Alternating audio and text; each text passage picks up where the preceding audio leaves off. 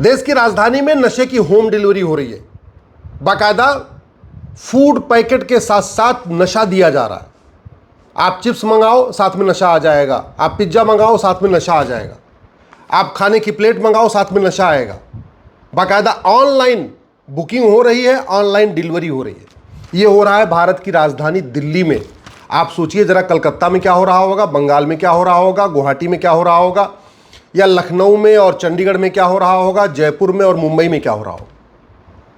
लाखों माता पिता नशेड़ियों से परेशान हैं, नशेड़ी बेटों से परेशान हैं।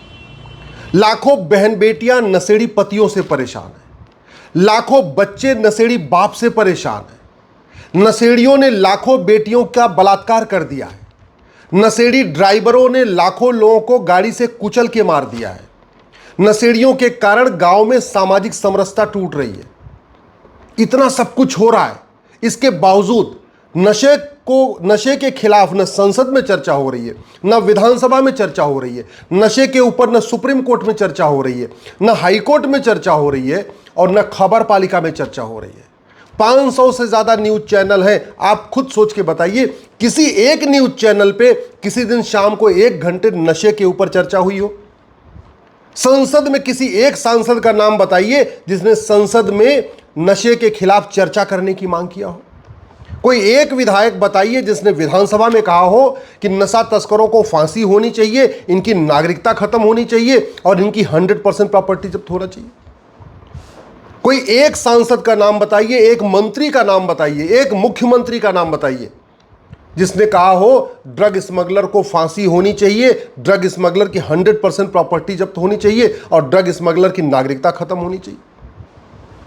भारत में हजारों की संख्या में धर्मगुरु हैं, मंडलेश्वर महामंडलेश्वर हैं, कथावाचक हैं। कोई एक धर्मगुरु का नाम बताइए, किसी एक पादरी का, किसी एक मौलवी का, किसी एक धर्मगुरु का, जिसने कहा हो कि ड्रग स्मगलर को फांसी होनी चाहिए, इनकी प्रॉपर्टी जब्त होना चाहिए, इनकी नागरिकता खत्म होनी चाहिए। लाखों संख्या में हमारे यहाँ लेखक हैं, बुद्धिजीवी हैं। किसी एक लेखक बुद्धिजीवी को आपने कभी सुना कि हाँ ड्रग स्मगलर को फांसी होनी चाहिए और भारत को नशा मुक्त बनाना चाहिए? न कोई पत्रकार बोल रहा है, न कलमकार बोल रहा है, न कोई नेता बोल रहा है, न कोई अभिनेता बोल रहा है, न कोई लेखक बोल रहा है, न कोई बुद्धिजीवी बोल रहा है। ये क्या ड्रग स्मगलर सबको पैसा देते हैं क्या? ये ड्रग स्मगलर सारी पॉलिटिकल पार्टियों को पैसा देते हैं क्या? ये ड्रग स्मगलर सारे सांसदों को पैसा देते हैं क्या? ये ड्रग स्मगलर सारे विधायकों को पैसा देते हैं क्या? ये ड्रग स्मगलर सारे पत्रकारों कलमकारों को पैसा देते हैं? अगर नहीं तो हमारी यंग जनरेशन बर्बाद हो रही है, युवा पीढ़ी बर्बाद हो रही है, घर में अशांति फैली हुई है। ड्रग्स पैसा न मिलने पे ड्रग स्मगलर अपने माता पिता की हत्या कर रहे हैं। पैसा न मिलने पे ड्रग जो नशेड़ी हैं वो अपने पत्नी की हत्या कर दे रहे हैं, माता पिता की हत्या कर रहे हैं। कुछ दिन पहले हरियाणा में 20 रुपए के लिए अपनी मां को मार दिया। यूपी में घटना आई थी, 100 रुपए के लिए अपनी पत्नी को मार दिया। घर के घर बर्बाद हो रहे हैं। मिडिल क्लास फैमिली हो, लोअर क्लास फैमिली हो, अपर क्लास फैमिली हो, एलिट क्लास फैमिली हो, फिर नशा मुक्त बनाने के ऊपर चर्चा क्यों नहीं हो रही है?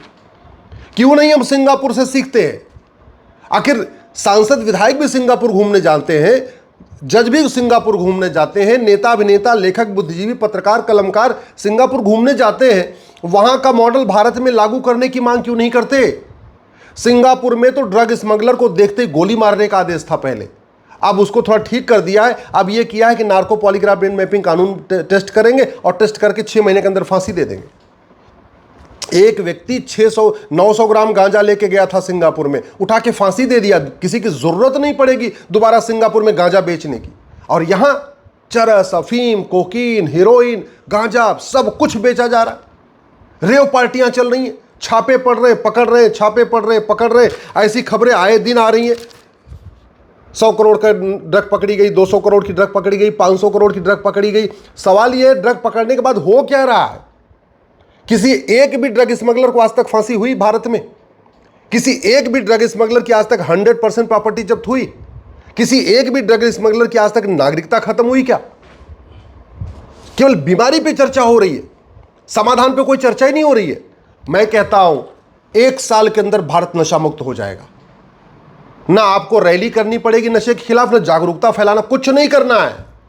ये जो दुनिया भर का ड्रामा होता रहता है ना, नशे के खिलाफ रैली, नशे के खिलाफ अभियान, नशे के खिलाफ जागरूकता, ये केवल आईवाश है, आईवाश।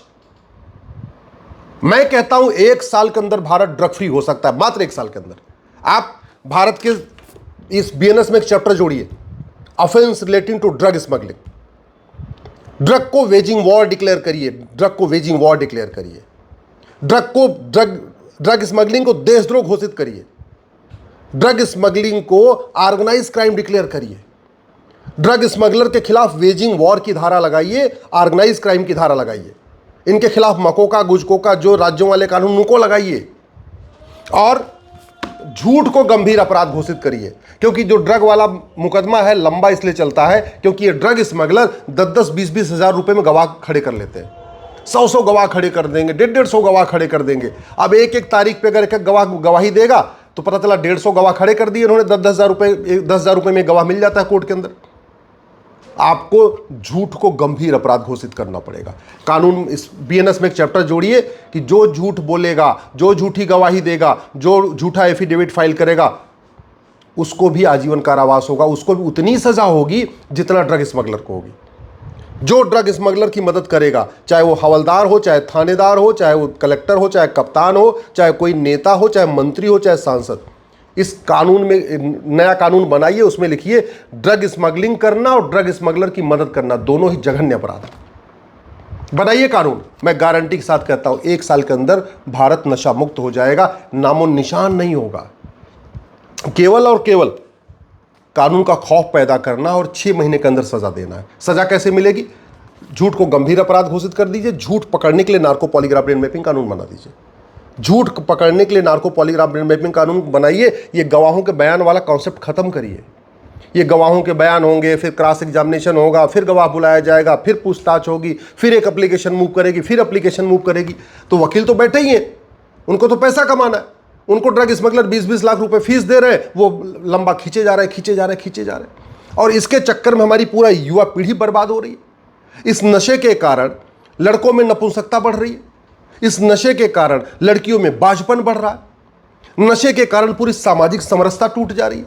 क्योंकि जो नशेड़ी है, पता चला नशे में है, बगल में जा रहा है, किसी की बेटी को छेड़ दिया, बेटी को छेड़ दिया, अब पूरे गांव में मारपीट शुरू, मोहल्ले में मारपीट शुरू, पुलिस केस शुरू।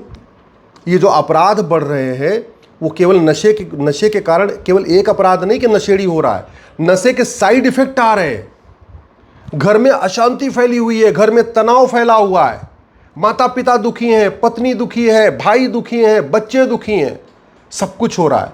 लेकिन दुख इस बात का है न कोई हीरो हीरोइन नशे के खिलाफ बोल रहा है। जितने भी इन्फ्लुएंसर हैं, सोशल मीडिया इन्फ्लुएंसर, कोई नशे के खिलाफ नहीं करता। मैं तो देखता रहता हूँ ट्विटर के ऊपर और फेसबुक और इंस्टाग्राम पे एक से बढ़कर एक सोशल मीडिया इन्फ्लुएंसर हैं। सुबह से लेकर शाम तक बस पार्टियों की गुलामी करते रहेंगे, दल गुलामी करेंगे। कुछ सोशल मीडिया है इन्फ्लुएंसर है, वो दूसरी पार्टी को गाली देते रहेंगे। कुछ एक सेट ऐसा है जो दूसरी पार्टी को गाली। कुल मिला के पेड जो सोशल मीडिया है वो सुबह से लेकर शाम तक केवल और पार्टियों, या तो पार्टियों की जय जयकार कर रहे हैं जहां से पैसा मिल रहा है, या दूसरी पार्टी को गाली दे रहे हैं। लेकिन जो मुद्दे हैं जिसके ऊपर चर्चा होनी चाहिए, और वही हाल संसद विधानसभा की है। बकवास वाले मुद्दों पे संसद में चर्चा हो रही है जिसका देश से कोई लेना देना नहीं, जिसके देश से कोई फायदा नहीं। तू में हो रहा है संसद में, आरोप प्रत्यारोप हो रहा है, नूरा कुश्ती हो रही है, बतौलेबाजी हो रही है, तू चोर मैं सिपाही हो रहा है। यही हालत विधानसभा में है। लेकिन कभी ये नहीं चर्चा हो रही है कि हम अपने यंग जनरेशन को कैसे बचाएं, हम अपने युवा पीढ़ी को कैसे बचाएं। परिवार टूट रहे हैं, आत्महत्या कर रहे हैं। कई बार तो ऐसा हो रहा है माता पिता आत्महत्या कर लेते हैं, और कई बार ऐसा होता है नशेड़ी अपने माँ बाप को मार देता है। कई बार ऐसा होता है पत्नी आत्महत्या कर लेती है, और कई बार ऐसा होता है नशेड़ी अपनी पत्नी को मार देता है। ये सब कुछ हो रहा है। इसके बावजूद ड्रग को भारत में ख़त्म कैसे किया जाए, नशे का कारोबार बंद कैसे किया जाए। और आश्चर्य की बात तो ये है कि भारत का संविधान में आर्टिकल 47 कहता है नशा बंदी करो, शराब बंदी करो, आर्टिकल 47 कहता है। फिर भी संविधान की शपथ लेने वाले सांसद, विधायक, मंत्री नशे के खिलाफ बोल ही नहीं रहे। संविधान का आर्टिकल 47 कहता है नशा बंदी, शराब बंदी करो, फिर भी हाई कोर्ट, सुप्रीम कोर्ट के जज इसके खिलाफ शांत बैठे हुए। सुप्रीम कोर्ट के पास तो अनलिमिटेड पावर है, किसी भी मुद्दे पे सुओ मोटो ले सकता है। दुर्भाग्यवश आज तक सुप्रीम कोर्ट ने नशा मुक्त भारत बने इसके ऊपर सुओ मोटो लिया ही नहीं। किसी हाईकोर्ट ने आज तक सुओ मोटो लेके नहीं कहा कि हम उस राज्य को कैसे ड्रग फ्री बनाएं। मैं आप लोगों से निवेदन कर रहा हूं, भारत को बचाइए, यंग जनरेशन को बचाइए। युवा पीढ़ी बर्बाद हो रही इस नशे में। कुछ चंद ड्रग स्मगलर हैं जो पूरा फायदा उठा रहे हैं। चलो मान लिया कुछ पार्टियों को भी इससे फंडिंग आ रही होगी, चलो मान लिया कुछ सांसदों को भी फंडिंग आ रही होगी, लेकिन पूरा देश तो बर्बाद हो रहा है ना। आत्महत्या लोग कर रहे हैं, आत्महत्या कर रहे हैं। अगर अब नहीं जागेंगे तो कब जागेंगे? मेरा आपसे आग्रह है, ड्रग स्मगलिंग के खिलाफ आवाज़ उठाइए, अपने सांसद को पकड़िए, अपने विधायक को पकड़िए और उनको मजबूर करिए कि वो संसद विधानसभा में आवाज़ उठाएं।